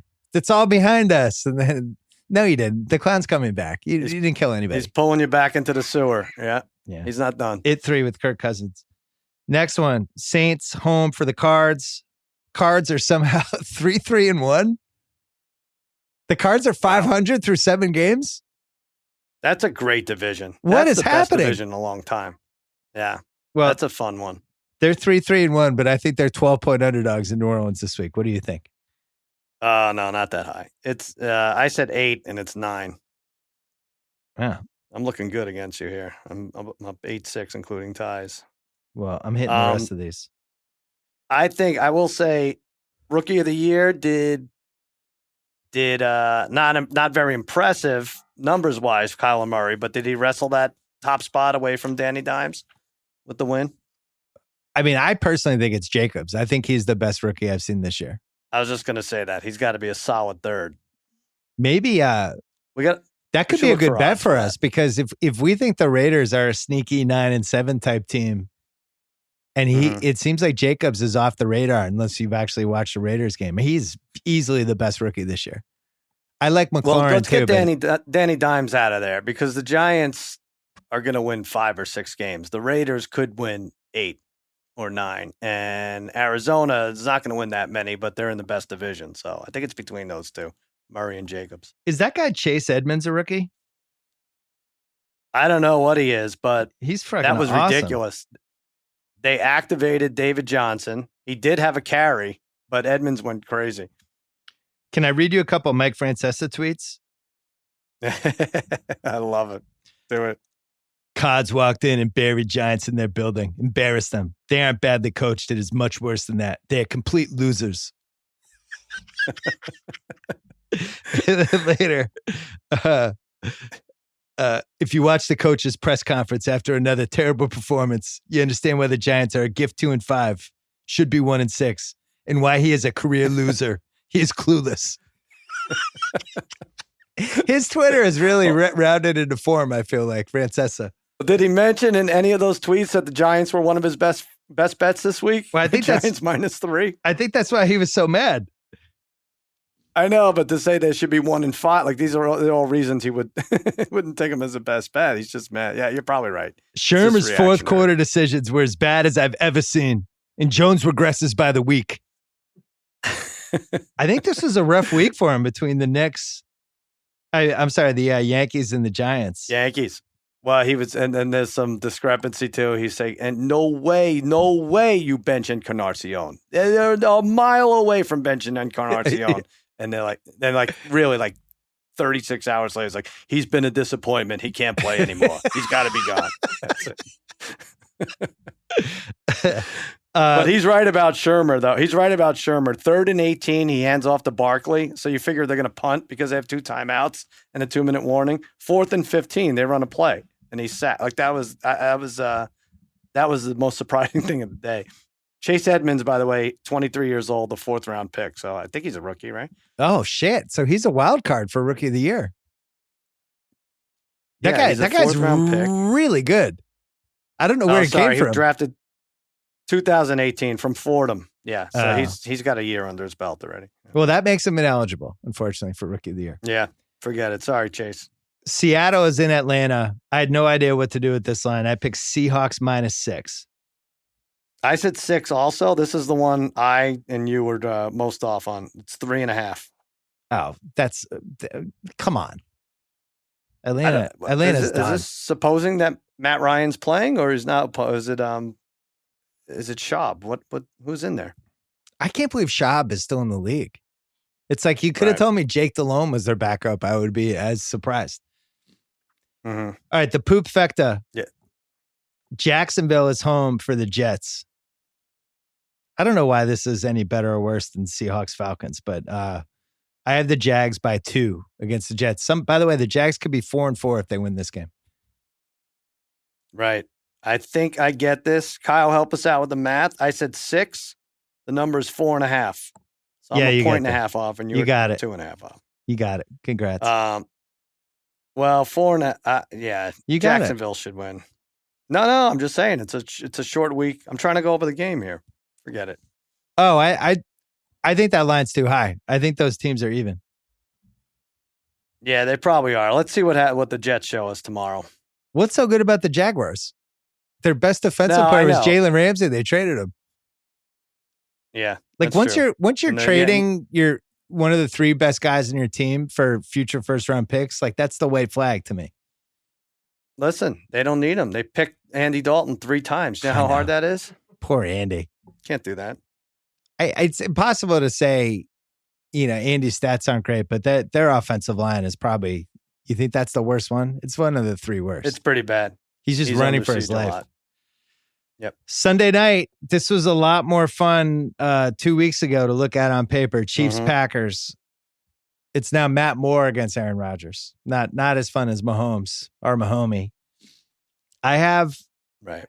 God, I don't know why I did this. I sent this to you. I had Chiefs by 3. Probably should have gone lower, but that's what I picked. Chiefs by 3. Yeah. Matt Moore by 3. Yeah. Aaron Rodgers coming off a career day. I know, it was dumb. I said Green Bay by 2.5. It's Green Bay by 3. It's a bad job by me, Sal. Would have been great. Would have been great. That honestly, Rodgers, Mahomes, especially after today, would have been as good as it gets, but NBC gets screwed. I'd be very careful betting the Packers in that game. Yeah.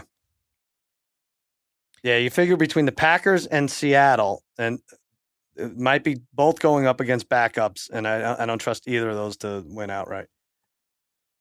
Steelers, Monday night, home against the Dolphins in Roger Goodell's latest attempt to ram a red ball in ESPN's mouth and call ESPN the Gimp. Here you go, ESPN. Here's Steelers Dolphins. Enjoy. Put this red ball in your mouth. I'm going to put the strap behind your head. I want you to put your hands behind your head, behind your waist. I'm going to handcuff you, and I'm going to put you in this trunk and call you the Gimp. Here's Steelers Dolphins. Right. And then you'll give us another $5 billion when it's time to renegotiate the contract. Your schedule is going to be 100 times worse than NBC's. Now pay us. Well, I think ESPN then shoots back and says, "Oh yeah, we're going to give you Booger for 3 hours." Listen to this. It's a battle. We have Joe Tessitore and Booger. We'll show you. Yeah. Man. Wow. I have Steelers -8 against the Dolphins. 8. I had 13.5. It's 14.5. What? Isn't their quarterback named Duck? All right, let me check here. Hodges. What do you mean, Duck? The guy, Duck Hodges. He's the quarterback. He's favored by 13 against an NFL team? He's favored by 14.5. What's going on? Did I read this wrong? No, 14.5. That's exactly what it is. No, I'm not saying you're lying. I just think that's the most absurd thing I've ever heard. A third-string quarterback is favored by 14.5 points? That's a lot. Now that you put it that way, I was just looking at the dealer showing 6 here. I'm looking at the Dolphins and that they played their asses off and still lost by double digits today. But they almost beat. Right, that was. But first of all, they almost beat the Bills. They were in that game the whole game, and they should have lost by 3. They gave up an onside kick touchdown. They were in that game. This is an absurd line. And as I complain about it, I will also not be betting the Dolphins. But I do never take it. You wouldn't take plus 24.5, would you? On 3-team teaser. Pat Shermer is a loser. The Giants are losers. You get to listen to him tomorrow. Francesa. Oh yeah, that's right. You get to listen to him. I'll be able to hear him. 2:00 or whatever. He's gonna be so mad. Yankees. I know. Chapman. Aaron Judge. We have JackO in a second. He's going to be complaining about Aaron Judge and the Yankees collapse. Nice. I really enjoyed it. That was great. You know what's fun? Playoff baseball. Yeah. It's fun. Yeah, it is. But I'm also, by the way, we made money. We had Washington, Houston for the World Series. We didn't call it in March, but we called it like a week ago. It was still decent odds. And we made some money. We almost hedged yesterday. And I love playoff baseball. I don't like the bullpen by committee. I don't like it. All we hear about is the Astros arms. They have the 3 best in baseball. And then it's like an entire game 6 is going to be 12 pitchers. And the Astros threw 7 pitchers at the Yankees. Yankees only had 7 hits going into the 9th inning. So why? I just don't like that part of it. I can't imagine it in any other sport. I don't like it in baseball. But at least the Yankees are gone. Yeah. It's funny. All of the things baseball has added over the last couple of years, I hate. It's like, hey, good news. There's no starters tonight. It's a bullpen game. Yeah. Okay. That sounds fun. So let's see Chad Green start with an inning. That'll be great. Must-win game. He's not doing well? I can't believe it because he's not a starter. Well, and it's bad for gamblers, too. Don't you want to have like some kind of handle on it to handicap it? Like, we want to know your guy's going more than 26 pitches. Yeah, it's like, you're basically taking 7 pitchers against 7 pitchers. That's how you have to handicap it. That said, Astros probably better team. Nationals are a miracle team right now. Astros minus 220 to win the World Series, which is the highest. This is what happens with baseball. Those are the highest odds since 12 years ago. Red Sox Rockies, which I had forgotten for a second, that was a World Series. Yeah, that was the last time the odds were so big. The Nats, they had the awesome sweep, and then the classic didn't play for a week. Mm-hmm. Never great when you have the old momentum going. Yeah. It just, I think with baseball, it's so much better to like ride the wave and get hot for 2-3 weeks. It's tough to just press the pause button for 7 days and come back. I think that JackO and I are going to talk about it in a second. I think this Astros team is incredible. And having, the Red Sox go against them and gone against them in some playoff series, it's just, they have so many scary guys in their lineup. I think that park is a really weird place to play. It's just, there's nothing really like it. It's just goofy. It's like playing an amusement park, and the sound is crazy. And I would be surprised if minus 220 sounds fair to me. Well, but doesn't it seem like when the best team beats the third best team and then goes play the second best team, you're like, all right, they're going to beat them. They just beat the Yankees. Why wouldn't they just beat the Yankees at 103 wins? They have 107 wins. Why wouldn't they beat the Nationals?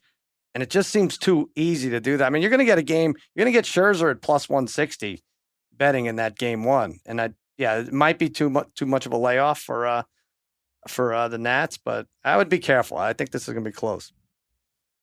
So I'm looking at, don't they have the playoff series line prices? Oh, MLB futures? No. I just tell you, 220. No, they don't have the exact games? Exact games. I don't see those yet. No, those will be out tomorrow. I thought I did see those earlier. I like the Astros in 6. Yeah. Like the 6. The Astros in 6. I think the Astros in 5 was the favorite. Well, good luck to the Ewing Theory Nationals. I have a feeling we're going to be betting on the Astros with the Colts. I could see that happening. The rarely seen World Series champ NFL bet crossover. All right, it's time for Parent Corner, brought to you by CarMax, America's #1 used car retailer. As parents, we've got enough to worry about without stressing over used car shopping. Every CarMax car is covered by a 7-day money-back guarantee. You've got a full week to decide if it's the right car for your family, to decide how it handles car seats, groceries, the dog, whatever. If not, if you don't like it, if you don't think it's the perfect car for you, bring it back within 7 days for a full refund. No questions asked. It's that easy. At CarMax, no regrets, guaranteed. Check them out today at CarMax.com. All right, Sal, you have the floor. All right. So I have 3 boys. I have a 14, 11, right? 14 or oldest is 14, 11, and 5. And the 11-year-old quirky kid, he's going to run for spirit commissioner, which is crazy because he wants nothing to do with school at all. Not a damn thing. And all of a sudden he comes home and he says, I want to be spirit commissioner, which involves like writing a speech, making posters, campaigning, and all this other stuff. And he's going against another 5th grader. And this kid, Miles. So I have a lot of suggestions for posters, which really are all about a smear campaign against Miles. And the kids are laughing, but my wife is furious at all the suggestions I'm making. But everybody's laughing, except for my youngest son, because my youngest son, they partner kindergartners with 5th graders. Like, how you have like a 5th grade buddy if you're in kindergarten? Yeah. So like the oldest kids in the school, like taught you. Well, it should have been my son and my other son, kindergarten, 5th grade, but they don't get along. So my 5th grade son passed. He's like, no, let someone else take Harrison. I don't want to take him. So guess who picks him up? Miles picks up Harrison, and Harrison loves Miles and is rooting for Miles against my son in the race against Spirit Commission, and which got so bad that my 5th grader and Harrison are like nose to nose yelling at each other about it. It was like the Civil War when brothers fought each other. Yeah. And I'm like both laughing and trying to pull them apart. And it's just going to be bad. It's just going to be bad next few weeks for the Spirit Commission race. And by the way, my son does have a lot of spirit. Like, you know, they have pajama day. Do your kids still have pajama day, like on Fridays, like every fourth Friday or something? I think it ends around fifth grade. Yeah, fifth grade is probably when they call quits on that one. Yeah, so most of the kids call it quits in second grade. They're like, this is disgusting. I'm not wearing pajamas to school. But since my son does have spirit, he wears pajamas and brings a stuffed animal and doesn't care if, like, after school, after a play date, we go for Mexican food and he's still in his pajamas at 6 o'clock. He's all about the spirit. So good luck to him, despite the fact that his youngest brother is rooting hard against him. It's amazing. The feud between the two brothers, we really haven't seen anything like this since Michael and Fredo. It feels like it's got that level of intensity, right? Yeah. Like, I'm not taking either of them to a toll booth anytime soon. Like when you or Melissa at your funeral, one of them is going to be like, I'm not going until I'm sure I'm positive he's out. The other one's out. I don't want my brother there. There is a lot of succession elements to it. My parent corner, I've talked about this before, but my daughter and her boyfriend, they have a date usually Friday night. This time it was Saturday night. And they hang out, they watch movies, and it's really adorable. They really like each other. But but this time around, his mom came to come pick him up at like 11:15 or something like that. And the mom shows up, we're talking to her, like, hey, Zoe, come on down. And nothing. 2 minutes pass. Hey, come on, guys, let's go. Nothing. Hey, what are you guys doing up there? Hear some movement. Don't worry, this story is not going to get gross. Okay.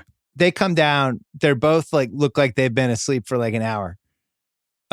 They fell asleep watching a movie, and they explained it as he had a baseball game early. He was tired. She had played a soccer game. She was tired. It was like, wow, you guys literally are a married couple now. You're falling asleep when you're watching TV at 10 o'clock at night. You've skipped all the stages of a relationship. You've already gotten to the end, the worst part. The 10 o'clock, fall asleep. Oh, yeah. All right. Oh, what happened? Oh, I don't know. I was surprised. Yeah, I thought you said it wasn't going to get gross. They're a married couple. No one wants to hear that. I was like, this is really incredible. It's been 10 weeks, but it's really been 15 years.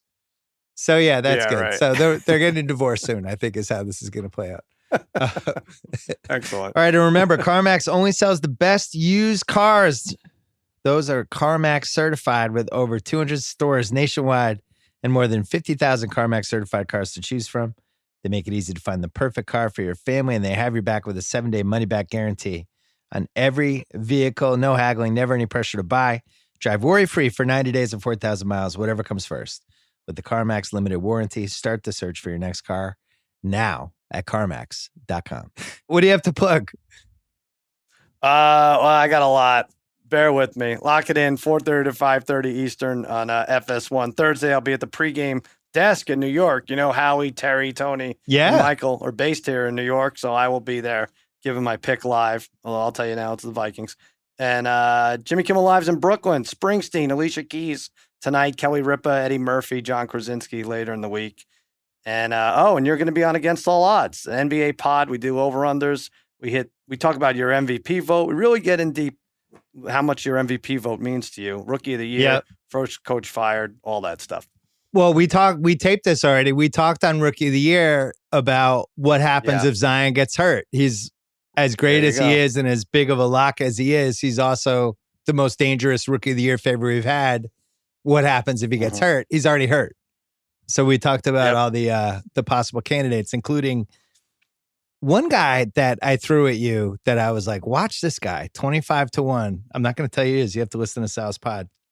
But I continue to feel good about that pick. I've been monitoring his minutes too. It looks like he might get, like I said, those guys in the 20-25 range, that's just dead money because they don't get enough minutes. But the guy you recommend, and listen tomorrow, you'll hear, I think he has a shot. I'm in a salary cap fantasy league with my friend Chen, which we had last night, actually, ironically, as my daughter was asleep on her date. And and this guy was like my big guy that I wanted, and we waited till the second round. I was so fired up. I really like this guy. You'll have to listen to Sal's pod to know who it is. Sal, say hi to Eddie Murphy, Jimmy Kimmel, and Bruce Springsteen for me. I will. I can't believe you're not coming out here for Eddie, but we'll get you a seat in the front if you want to make a last minute trip. I don't believe he's coming on. I'll believe it when you send me a picture of him actually on the stage with Jimmy Kimmel. Until that happens, I'm not going to believe it. All right. He's playing himself and Jimmy Kimmel. That's what he's doing. That'd be He's great. that versatile. All right, Sal. Good job by you. Good job by you. All right, we're going to bring in JackO in 1 second to talk about the Yankees. But first, don't forget Palooza on Tuesday. Ringer. Bunch of new videos, bunch of things you haven't seen. We're going to do a little pregame show, me and Rosillo. All kinds of stuff. You can go to our YouTube page, youtube.com/ringer. You can go to our Twitter @ringer, or you can go to theringer.com to find all the stuff we're doing, including Take Hunter 4. That's happening. All right, let's bring in JackO. All right, it's a rare Sunday night appearance for JackO. The Yankees were eliminated less than 24 hours ago. Not an enjoyable moment for you. I thoroughly enjoyed it. I really enjoyed the look on Aroldis Chapman's face. I think it was a smile. The decade is now complete. No World Series appearances for the first time in 100 years. How are you feeling? Wait, walk us through the emotions as you sort through this. Well, my emotions are not great. It's funny. Baseball, I don't know. Maybe because I follow baseball more closely than other sports, so maybe other sports are just as heartbreaking. But baseball seems to have a unique heartbreaking quality to it, where it just you can have the highest of highs after LeMahieu ties the game up, and then to have crushing defeat after Altuve hits one in the bottom of the ninth. So. The course of this series, I'm early to lock out on these things, but I knew when they didn't win game 2, when it was there for them to win multiple times, that was a disaster. If they went back home to New York up 2-0, they're in really good shape, and I'd have been so happy. So I had been pretty despondent since that time. And the thing with baseball is like, you sit there and watch these games, and that one went to, 11 or 12 innings, whatever it was. And you sit there and watch it, and it causes you to like question your life decisions. Like, why am I doing this to myself? Like, why am I watching this? And then you start to like count your blessings. Well, I have a nice family, and my kids and my wife, they love me. I have a nice dog. So it's like, it's not all bad, So it's like, this should not be like a fun hobby. Nobody has a hobby where it like makes you question your life's decisions and count your blessings. So that's what playoff baseball will do to you when you're a Yankee fan and they haven't been to a World Series in 10 years. So I'm a shell of my former self. I'm a broken man at this point is where I am, really. It really sounds like it. You sound like me after the Boone homer I wrote in 2003. I think I was up till 4 a.m. writing a column that night. And it was basically, I think my friend Hench said something similar where it's just like, I just have to take a deep breath and reflect on the good things that have happened to me in life. Like, that's exactly what you do. It's true. It's ridiculous. It's so stupid. And even during the course of this series, I would find myself like waking up in the middle of the night and then I'd like tossing and turning. And it's like, why am I doing this to myself? I could have other hobbies. I could play golf. Right.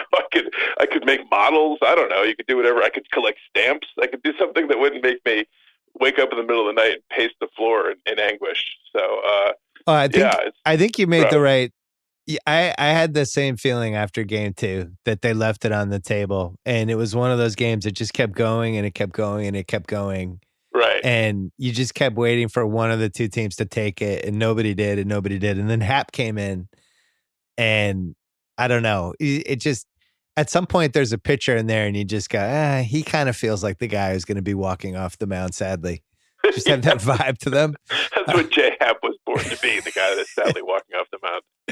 But I mean, you look at this Yankee team, and I think the big flaw just in general, you had this unbelievable window with Torres and Judge, where we were texting about this last night, where you're paying $1.29 million combined for those two guys, and they're two of the best guys in the team. It's such an advantage, like, to not make the World Series when you have that as the equivalent of like the Chiefs never making a World Series when they have Mahomes on this rookie contract, Super where Bowl. it's like, I'm sorry, Super Bowl, where you kind of struck the lottery, right? And plus you have money to spend anyway. It's kind of improbable. Now I think the Astros you've gone against them a couple times. My Red Sox have gone against them. I really do think they're a great team. Like, I do think we'll remember this, however many year range this Astros team is, and say, yeah, that was a really, really great couple years for them. And I'm scared of Springer. I'm scared of Altuve. You go on down the line, Bregman. They just have multiple guys that just kind of put the fear of God in you. Not to mention the Cole Verlander combo. Well, I mean, that's the thing. I mean, in my mind, I knew that the Astros on paper certainly were a better team. And, I think we had done a podcast back in May, and we were like, when we were doing some Yankees-Red Sox battle when the Red Sox still had some hope. And you were like, well, it doesn't really matter because either one of these teams is going to lose to the Astros in October anyway. Yeah. And, all year long, they were the best team. They had the best record in baseball. They had home field advantage throughout the playoffs. They have, Verlander and Cole. They have a great lineup. Maybe a little weakness in the bullpen, but, with home field where they won 60 games, I think they had never lost like more than 2 games in a row at home all year. So on paper, you're like, well, so then when Tampa takes them to 5 games, though, you get a little hope in your mind that, well, Tampa, if they could take them to 5 games, the Yanks might have a puncher's chance here. Yeah. And then when you take game 1 pretty handily, you're like, hey, wait a second, maybe the Astros get a little doubt in their minds. You get it back on the ropes. So you start to have a little hope. But I mean, the Verlander-Cole combo is just deadly in modern day baseball to have 2 starters like that. The Yankees can't put anything close to on the field, anything on the field close to that. So, that combined with a great lineup, I mean, they're a phenomenal team. So really, you just kind of have to tip your cap and say, well, they were the better team. But it's like, the Yankees are no slouches theoretically with their lineup and, the guys they have at various positions in their bullpen, not their starters, obviously, but their bullpen and their lineup. I mean, they should have had a better shot at this and should have acquitted themselves better than they really did. Yeah, but the irony is you lose game 2 and you lose game 6, which were both bullpen battles, which I agree with you. Right. I thought you had the advantage in those, whether it was the 9-inning game where each team used 7 pitchers or the 12, 13-inning game like game 2. I thought that would benefit you. You beat Verlander, in game 5. Right. But I just thought the flaw with this Astros team was all those relievers. And even Osuna, who has great stats, but I've had him in fantasy for, I think, 3 of the last 3.5 years. There's something untrustworthy about him. Yeah. Even yesterday, Hench and I, because we own the team together, the League of Dirks team, we just kind of hated him, even though his stats were good. We just didn't trust him. And he comes in up 2 runs, and we're like, oh, he's going to give up at least a run. He's going to make this interesting. Here comes the 32 pitch at bat. I didn't expect the LeMahieu at bat was kind of legendary, and he turned out to be kind of the MVP. Him and Torres, I'd say, would be the 2 biggest bright spots, right? Coming out of this. Oh, unquestionably, yes. What do you do going forward? Because, or actually, let me go backwards for a second. If you could change Brian Cashman's mind on one move over the last 6-7 months, what would it be? If you could have a reset button. Well, I would have, I'm not sure how much his hands were tied, but I would have offered more money to Patrick Corbin, a lot more money. I would have, when his agent didn't immediately call back, I would have called the agent back because that was his thing. Well, we made him an offer, and then he never called us back and just took the Nationals offer. I mean, you could be a little proactive. You're the New York fucking Yankees with an unlimited payroll. If that's the guy you want, if you need a starter and he's determined to be the best one on the market, that's the guy that you should go and get, and you should make him a Godfather offer and get him in pinstripes, whatever it takes. Don't let him negotiate with other teams. Don't say to him, "Look, whatever you get, come back to us and we'll top it. By $1 or $10, whatever it is." I wouldn't let him out the door until he signed on the dotted line. I didn't understand.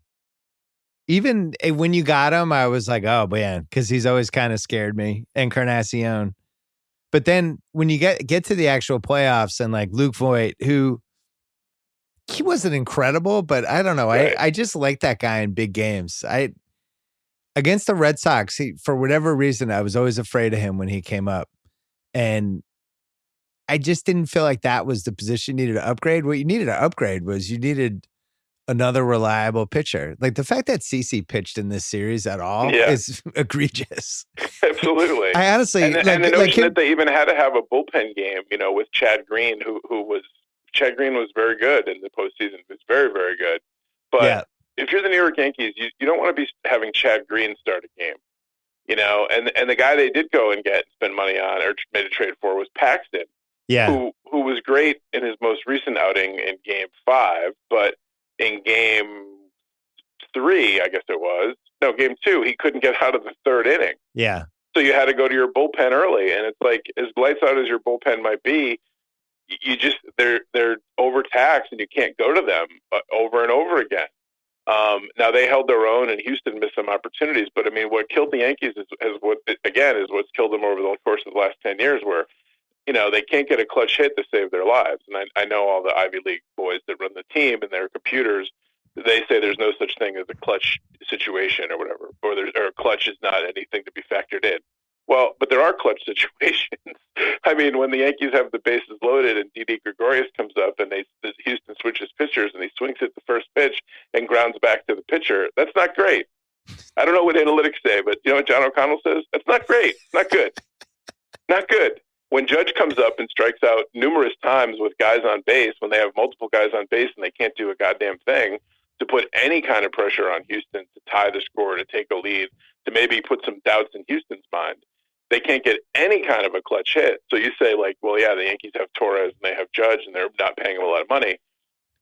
Judge is a phenomenal player. I said last night that he stinks, but he does stink in the postseason. I mean, he made some great defensive plays. He did some things. He got some walks. He's not there to get walks and get singles. He's there to hit the ball out of the ballpark with guys on base. And he strikes out every single time on that low and outside pitch. I don't know why they can't teach him, don't swing the bat at this. He did nothing. Gary Sanchez, who's legendary in the regular season, 38 home runs and everything else, he can hit all the home runs he wants against Baltimore. What makes you a great Yankee is what you do in the postseason. And he, once again, is a complete no-show in the postseason. So I don't know if it's in his head or what, but if you're counting on guys like Judge and Sanchez who carry you there in the regular season and put up phenomenal numbers, and then if they no-show in the postseason, excuse me, my allergies, I'm not overcome with emotion here. Maybe it's a little of both. I was hoping you were crying. No, just allergies. So when those guys don't show up in the postseason, it's just deadly. And, I think they could have certainly used another starter. I would have gone out and gotten Corbin. At the deadline, they could have had Dallas Keuchel, who I know wasn't lights out, but is an upgrade over J Happ, that they could have just had for money without having to give up prospects. And the notion that the Yankees are ever going to get outbid by somebody is so sacrilegious. I literally can't believe that George Steinbrenner hasn't risen from his crypt and strangled his son like as a zombie. Because the notion that they can get outbid for players that they want when they desperately need pitching, starting pitching, maybe that could have made the difference to get them at home field. Maybe games 1 and 2 are in New York instead of Houston. Maybe you win game 2 and you start putting all kinds of pressure on Houston. So the fact that they get outbid on guys, and it's like, looking forward now, it's been 10 years since they've been in a World Series, and you look forward now, and all these people in my timeline on Twitter are like, oh, well, they'll go get Cole. They'll go get Cole. Well, what have we seen in the Yankees' history in the last 5 years that suggests they're going to go get Garrett Cole? What have we seen in that? There's nothing to show that. Or, if Strasburg opts out, they're going to be in on Strasburg. No, they're not.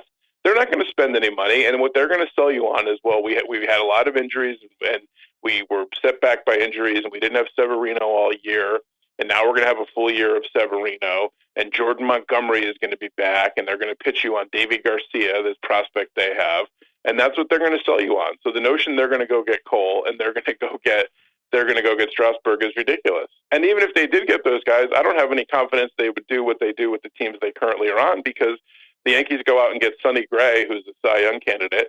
He's horrible in New York, and then he goes and pitches in Cincinnati, and he's like a comeback player of the year candidate. So I wonder if there's either it's Larry Rothschild, who should be out the door tonight. I would have left him in Houston. Or there's some organizational philosophy where their pitching is not even adequate. It's ridiculous.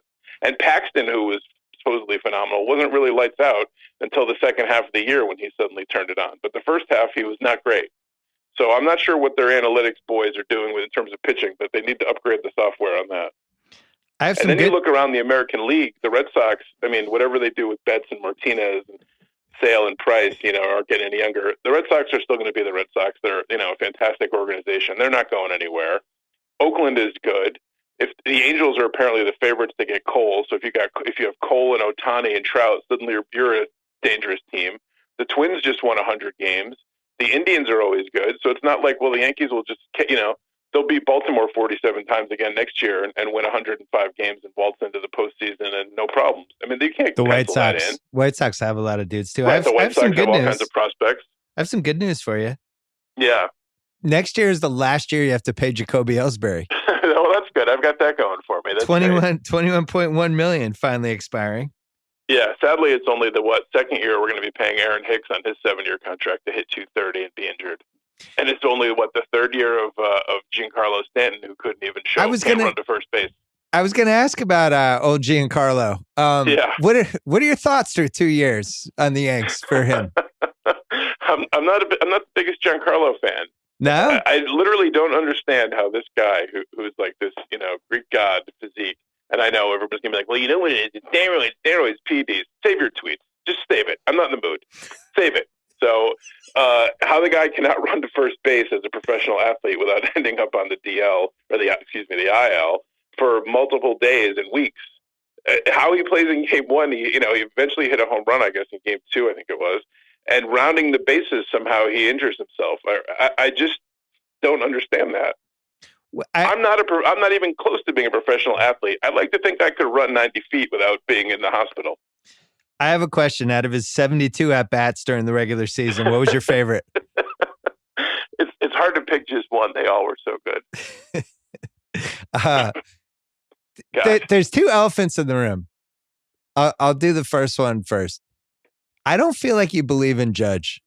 And he's supposed to be the next guy. He's taking the mantle from Jeter. He's one of the new faces of baseball and all this stuff. And my feeling with you is you just don't seem to believe. Well, here's the other thing I'll say about Judge. I think Judge is a stand-up guy. He talked to the media last night. But you know what Judge does a lot? Judge has a lot of this swagger. And the Yankees have all this swagger, and they do this thing, after they beat the Twins, which they do all the time.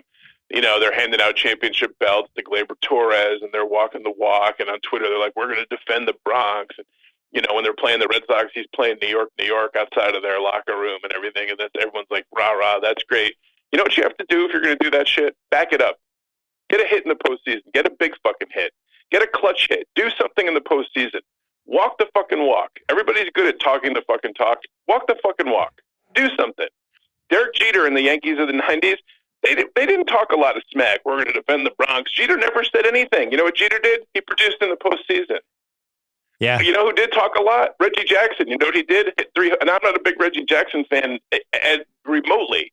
You know what he did? He talked shit to everybody and patted himself on the back till he broke his arm. You know what he did? He hit 3 home runs in a World Series game to single-handedly win it. Yeah. You can get away with that shit when you do stuff. When you strike out 29 times or 41 times in 29 postseason games, take it easy with that, with the swagger. Do you think people have mocked me up left and right on Twitter because now apparently the face of the New York fucking Yankees is Nick Swisher, who was on the Yankees for like 3 years and was known for big. He's like the Kevin Millar of the Yankees. He's like the clown prince of the Yankees. He's throwing out first pitches. And I'm reading on Twitter where one of the Yankees beat writers wrote a book, and all these guys are so influenced by Nick Swisher when he was in Scranton and took them to the Waffle House, and they all love Nick Swisher. And Nick Swisher was Mr. Swagger and never did jack shit in the playoffs or anywhere else for that matter. And I don't understand who it is that has appointed Nick Swisher as the face of the Yankees, but that's probably a big fucking problem in my eyes. I enjoy that he's the face of the Yankees because the current face of the Yankees is the other elephant in the room. It's been one title this century. Yeah. It's been 0 World Series appearances this decade, and I feel like the Yankee fans are starting to get a little testy about it. I think it's time for. I'm going to be honest with you. I think it's time for Cashman to go. Wow. And I don't know if it's Cashman and his. Maybe he's hamstrung by Hal Steinbrenner, who has unlike his father, has a budget and he's not going to exceed it.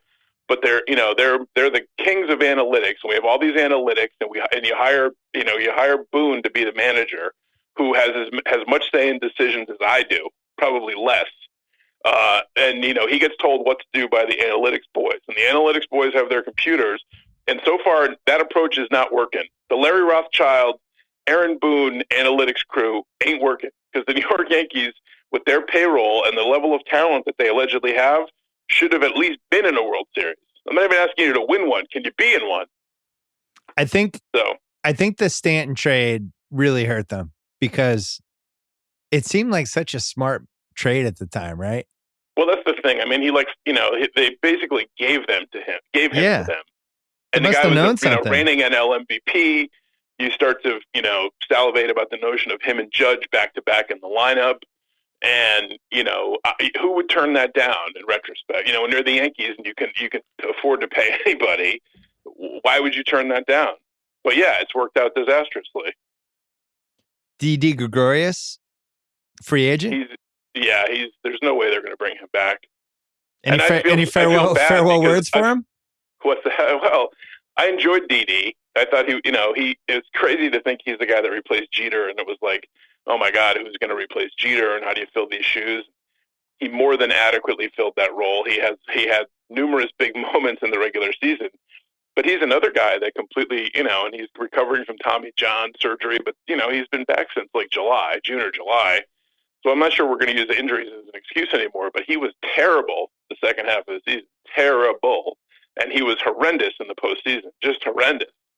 So there's no way they're giving him a contract when they have, they have Urshela and they have Gleyber Torres and they have LeMahieu and they have Andahar coming back next year. So there's no way they're going to pay Didi. Yeah, I think he's gone. How about your boy Chapman? He can opt out of his deal. He's got 2 years, $30 million left, but can opt out. My guess is that he would opt out of that. Yeah, everybody seems to think he's going to opt out.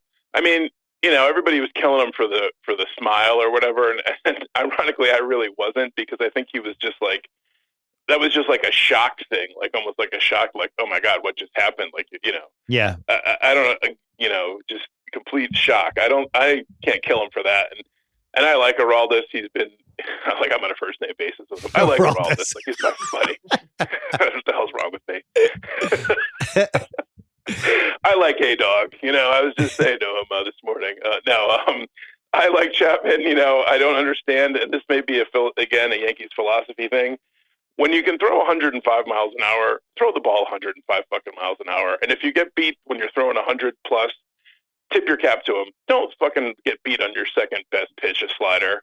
Don't throw a slider there. 2 times in a row. You know what?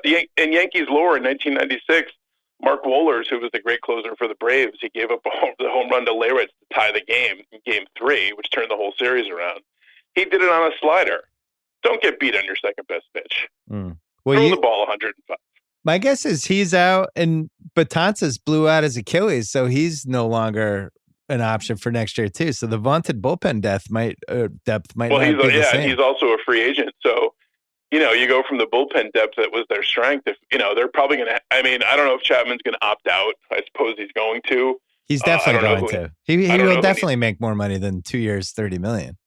Yeah, true. Well, I thought he had another. I think he has more money than that. I thought he had a 5-year deal with the Yankees. That this was year one of, but I thought he had more money coming to him. So, do they talk to him about extending it and making the pot a little sweeter? Maybe, because otherwise you're looking at Conley and Britton as your closer, one of those guys, a setup guy, and the other guy's the closer. And they went out and signed Ottavino, who was supposedly this another classic Yankees pitching thing. They go get Ottavino.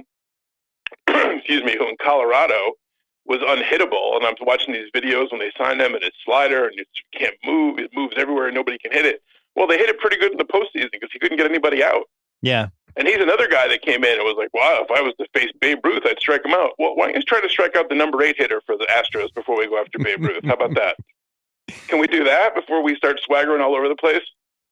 I'm sure Nick Swisher loved it when he said he could strike out Babe Ruth, though. He must have been happy as a clam about that one.